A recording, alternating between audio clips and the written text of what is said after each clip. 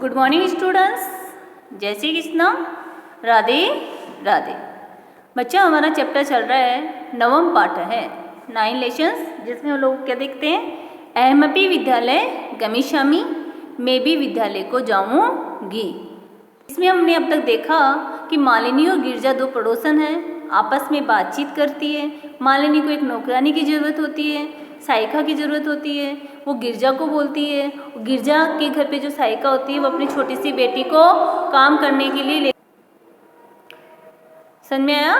तो आज हम आगे जानेंगे कि वो दर्शना को लेके आती है। दर्शना तो किसका नाम था? गिरजा की साइका का नाम था। फिर दर्शना किसको लेके आती है नौकरानी के रूप में? अपनी छोटी बेटी को लेके आती है। तो देखो उसकी क्या मजबूरी है कि अपनी बेटी को नौकरानी का काम कराने के लिए लेकर आती है, वो सब हम इस पाठ के अंदर आगे जानेंगे। तो देखो बच्चा, चलो अपन ने कहाँ तक रीड कर लिया था, उससे आगे चलते हैं। देखो मालिनी क्या बोलती है, परमिततु सर्वथा अनुचितम।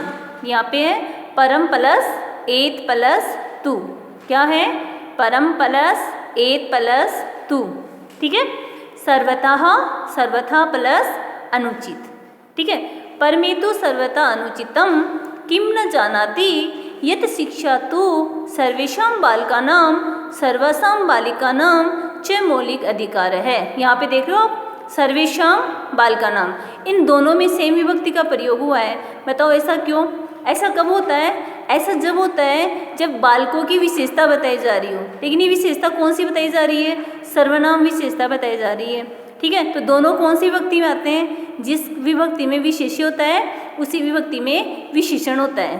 ठीक है, जिस वचन में होता है उसी वचन में विशेषण होता है। ठीक है, तो देखो सर्वेषां बालिकानां, दोनों में षष्ठी विभक्ति का बहुवचन है।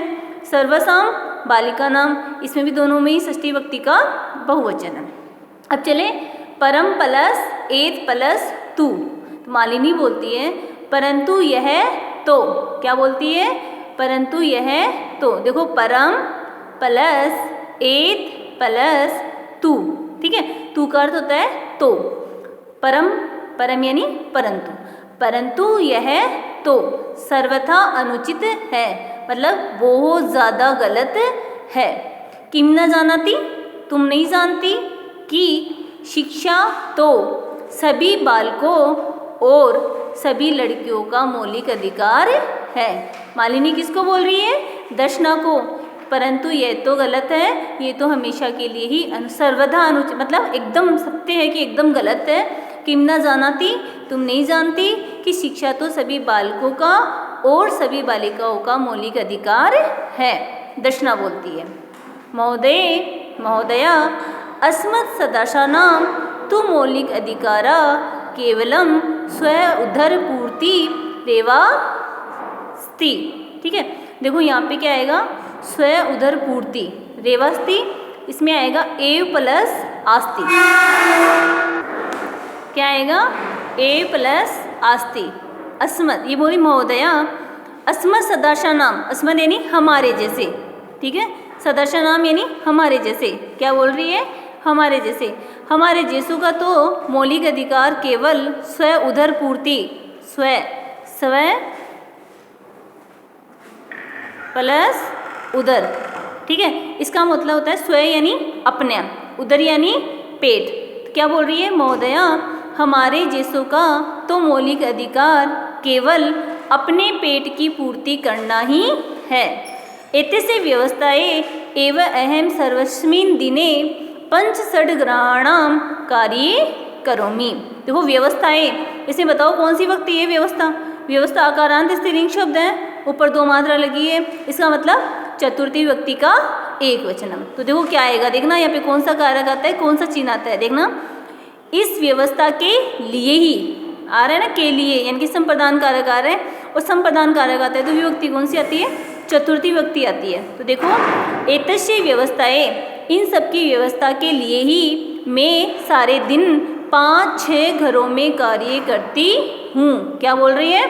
इन सब की व्यवस्था के लिए ही मैं सारे दिन 5-6 घरों में कार्य करती हूँ। मम रुगणपति तु किंचित प्लस अपि, मम रुगणपति तु किंचित अपि कार्यम करोति। ठीक है, मेरा बीमार पति तो, मेरा बीमार पति तो कुछ भी कार्य नहीं करता है। यहाँ प्रिंट नहीं है लेकिन यहाँ पे आएगा न करोति। क्या आएगा? न करोति। ठीक है, न करोति। तो क्या बोल रहा है? मेरा बीमार पति तो कुछ भी कार्य नहीं करता है। अतः अहम मम पुत्री च मिलित्वा परिवारस्य भरणं पोषणं कुरुवे। यहाँ पे क्या आएगा? पोषणम। क्या आएगा? पोषणम। ठीक है, तो क्या बोल रहा है? इसलिए मैं मेरी पुत्री और यहाँ पे आएगा इसलिए मैं और मेरी पुत्री मिलकर के परिवार का भरण और पोषण करते हैं। अस्मिन महागर्ता काले, महागर्ता का मतलब है इस बहुत महंगाई के समय में। क्या है? बहुत महंगाई के, महंगाई जानते हो ना, है ना? महंगाई किस तरीके से बढ़ रही है जानते हो ना? तो ये बोल रही है, देखो क्या बोल रही है? अस्मिन इस महंगाई के समय में, देखो काले में सप्तमी विभक्ति आई तो कौन सा कारक चिन्ह आया? में। और में कारक चिन्ह आया तो विभक्ति कौन सी आई? सप्तमी। देखो अस्मिन इस बहुत महंगाई के काल में मूलभूत आवश्यकता ही, वो क्या बोल रही है? भाई मैं तो, हमारे पास तो इतने ही पैसे होते हैं कि हम हमारे पेट की उधर पूर्ति पूरी कर लें। ठीक है, तो करते हैं। तो ये होती है इस महंगाई के काल में मूलभूत आवश्यकताओं की पूर्ति हो जाए वही पर्याप्त है।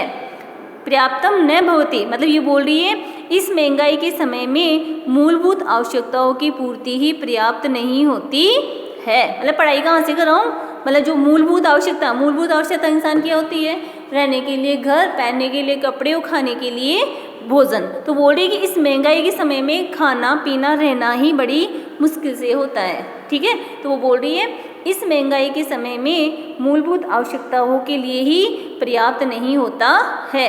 त्रही कथम विद्यालय शुल्कम गणवेशम पुस्तकान्यधि न क्रेतुम धन माने शमी। ठीक है, तो ये धन माने शमी, नेशमी है ये, धनमानम प्लस नेशमी, ये बोल रहे हैं, ये बोल रही है। ठीक है, मतलब ये बोल रही है कि इस महंगाई के समय में जो मैं इतना कमाती हूँ ना, वो मूलभूत आवश्यकताओं के लिए पर्याप्त नहीं होता है। तो मैं विद्यालय का शुल्क, ड्रेस, पुस्तक इत्यादि खरीदने के लिए धन कहाँ से लाऊं? ठीक है, कैसे लाऊं? नी धातु या नेशामी, नी यानी लाना, नी यानी क्या होता है? लाना। ठीक है, तो क्या बोल रही है वो कि इस महंगाई के समय में मूलभूत आवश्यकताओं के लिए ही पर्याप्त नहीं होता है, तो विद्यालय की फीस और ड्रेस, पुस्तक इत्यादि खरीदने के लिए धन कहाँ से लाऊं? ठीक है बच्चा, अब नेक्स्ट वीडियो में नेक्स्ट पैराग्राफ का अध्ययन करेंगे।